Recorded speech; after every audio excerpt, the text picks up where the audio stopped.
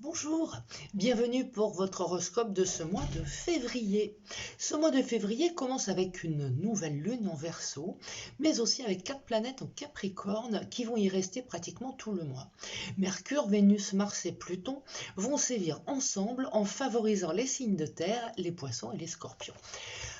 Plus d'énergie et de courage avec Mars, de la stabilité en amour avec Vénus et des relations plus sécures avec Mercure jusqu'à la moitié du mois où là il entrera en Verseau.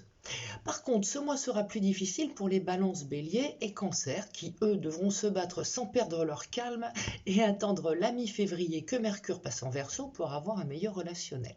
Donc attention aux tensions, justement. Cette nouvelle lune est conjointe à Saturne et carrée à Uranus, donc ses influences vont être très amoindries. C'est un peu comme si on en avait envie, mais qu'on ne pouvait pas.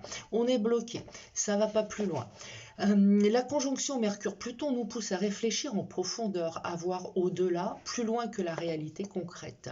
C'est plus une lune de réflexion que d'action. En tout cas, les actions sont bloquées, ou alors elles sont difficiles, ou alors elles sont violentes. Attention à des guerres, des révoltes, des pétages de plomb, il va falloir modérer les excès.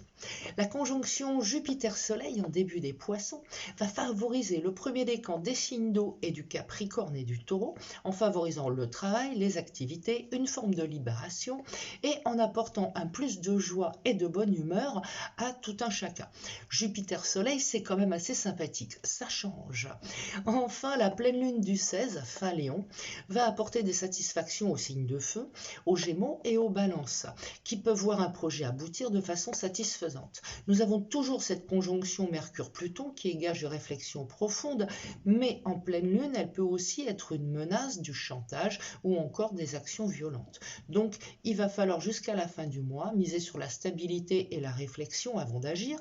Ce mois pousse au calme, à la méditation, à la mise en place de nouveaux projets, mais aussi il faut faire attention aux ruptures ou aux violences intempestives. Et moi, je vous souhaite une excellente journée et je vous dis à bientôt pour le mois de mars. Au revoir.